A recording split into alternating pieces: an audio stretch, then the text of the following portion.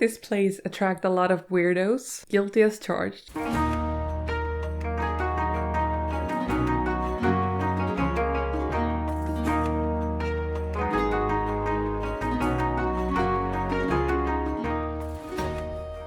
Alright, 47th time's the charm.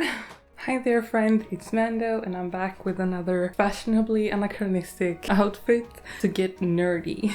If you're new here, you are most welcome. I make videos about my life here on the Swedish countryside as well as whatever I'm obsessed with lately. And this week we're going runestone hunting, and we're also going to some medieval ruins and some Iron Age burial mounds around Västernorrland County, or more specifically, the province of Medelpad. Because how else would you spend a weekend? The provinces of Sweden don't really have any political or economical point that I know of. It's more of a traditional geographical categorization. All the provinces has like a official animal and flower, and the animal of Medelpad is mountain hare and the flower is spruce. Medelpad lies in the middle of Sweden, and the name is thought to come from the old Swedish word medhall, in the middle. But as a person who grew up in Medelpad, it's extremely important to note that it's part of the Northlands, not the rest of Sweden, you know. Now this is important politics. All the runestones in Medelpad has a name, M probably standing for Medelpad, and a number. Once there were 19 known runestones, but some have been lost in time. But today you can still visit 14 of them. I'm gonna link the coordinates to every one of them down below in case you wanna go like on a road trip, I guess. So Wind and I headed out, and our first stop were Selånger church ruin. It lies at the far end of the graveyard of Selånger, Sundsvall. This old church was built in 1200 AD and was in use for 800 years until they built the new church and this one fell apart. If you want to see what it used to look like, you can go into the new church and look at a drawing. I didn't do that, but it's an option. The runestone that stands outside the ruin is called M10, Selångerstenen, or the Stone of Sköle. It has been known about since at least the 1600s, but no one could get to it because it was walled into the church choir. But during a restoration in the 1920s, they got it out and put it up outside. However, they did a terrible job because it fell over and broke into pieces. In the 50s, someone decided to patch it together with cement, but some parts were never found. That's why it's a little bit hard to know what the runestone used to say, but here is a possible translation. Rune, Karl and Arne rose this stone in memory of their father. There was another stone, M9, that used to stand here, but it went missing in 1770. Something that really made my day was the Viking themed playground they had built outside the church ruin. A little village with teeny tiny houses and like a huge boat and even wooden horses. Our son wasn't with us that day, but hey, I can have fun on my own.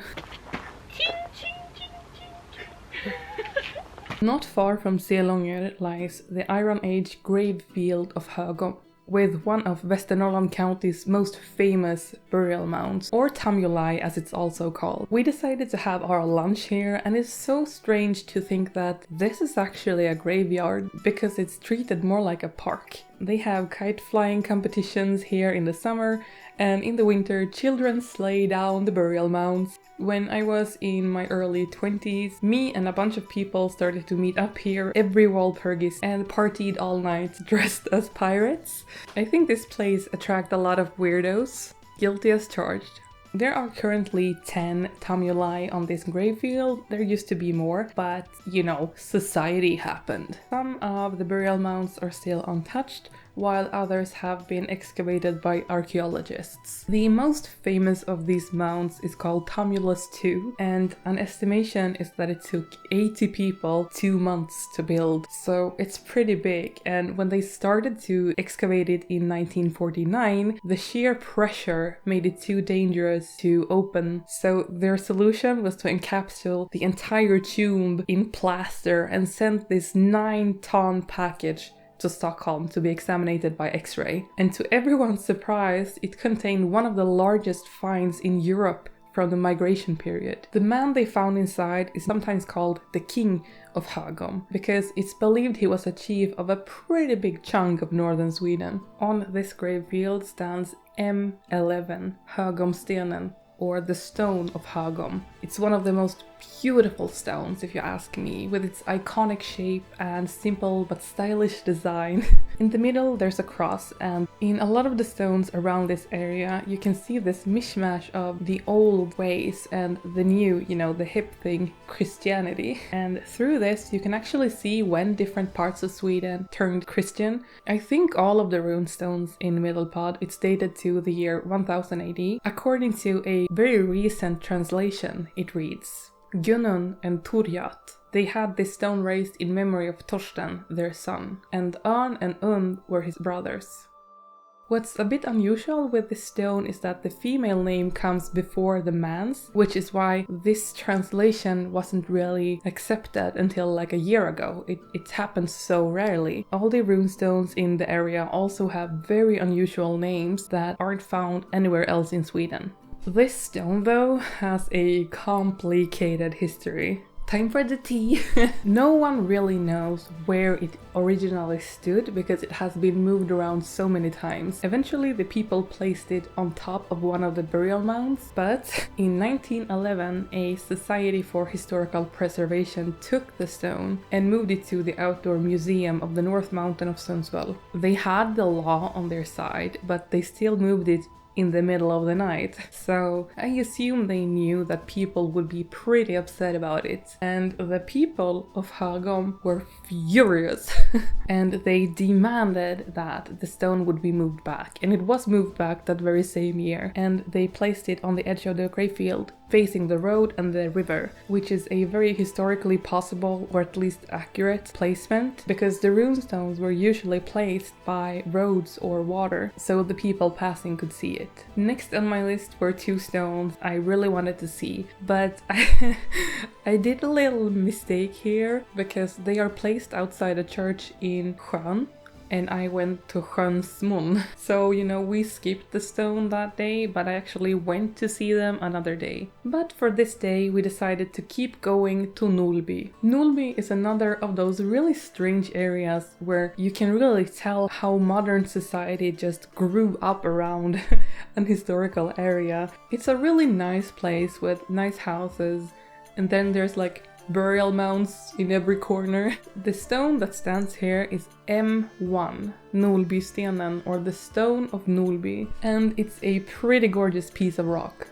It reads, Bergsven and Sigfaster and Fridi raised this stone in memory of Bryrir, their father, and Fartheinmarkt. There is also a historical path you can walk, as well as another medieval ruin, but we still had two more stones to go, so we skipped them. Alas, little did we know, we still would run into so many problems. At first was another mistake on my part. The next stone stands outside a church in Njurunda. There's also a medieval church ruin there, and I assumed the stone would be outside that, so we went there and had a look around until we realized, oh, it's outside the new church of Njurunda. So we headed there, and it was a bit underwhelming.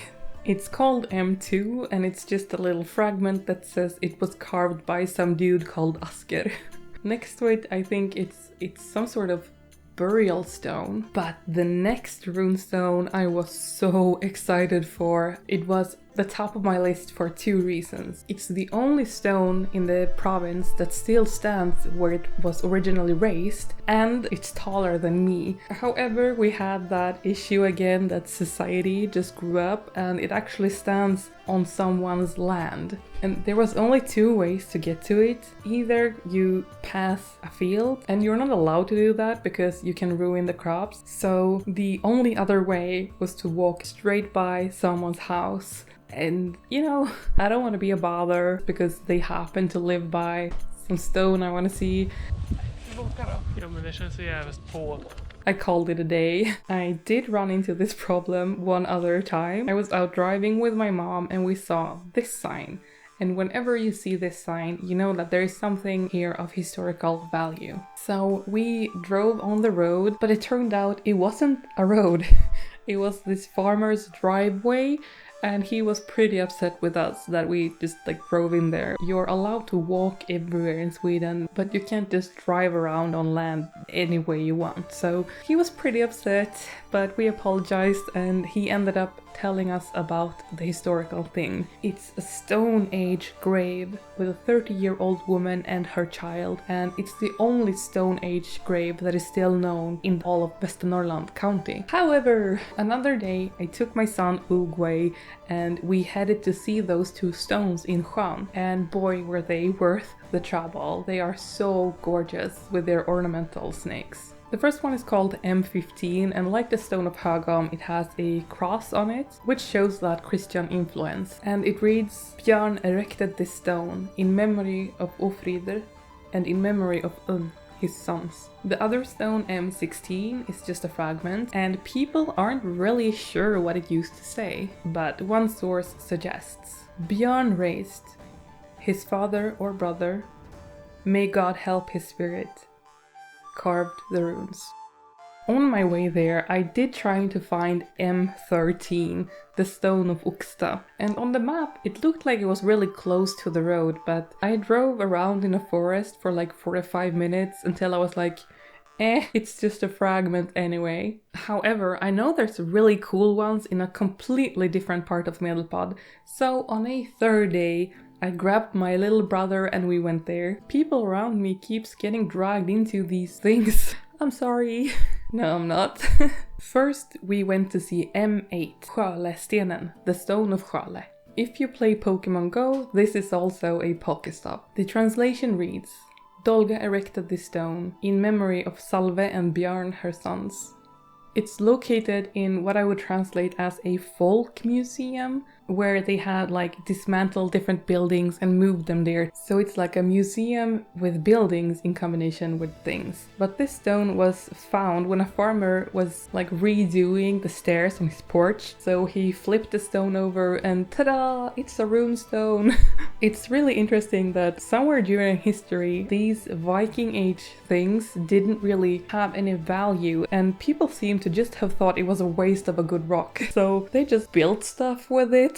And I went into the museum and a woman there told me that similarly they have taken a house down to move it and found fabric in between the lumber, which is a traditional way of isolating. But when they looked at them, they discovered it was these beautiful medieval wall hangings that someone had thought like, this old rag, and just stuffed it into the wall. The next stop of the day was the stones M4 and M5, currently standing outside the Church of Attmar. Next to the church was this amazing clock tower, much like the one we saw when I visited the medieval church of Liden. But this one was huge and I could smell it from really far away. It smells wonderful of tar. No one really knows when the clock tower was built, but the old church that used to stand here was built in 1160, so maybe somewhere around there. Now for the translations, I don't really get anything from M4. It says something like Toki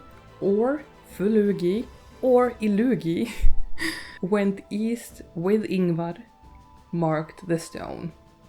M5, on the other hand, is more interesting. Håkon erected this stone in memory of Stygne, his brother, and Altrud, his mother. God and the Mother of God helped their souls. What is really interesting with this stone is that Altrud is also mentioned on the stone of Berga, and it might be the same woman. Håkon is also mentioned on 2 other stones, so it's believed we have information of 4 generations of Altrud's family. I'm a bit upset because I think there's 2 more runestones in this area that I didn't know was in this area, but it's fine. And that's it for today. There are more runestones, but please let me know if you enjoyed this type of video or if there's anything in particular you want me to talk about. And until next time, have a magical day.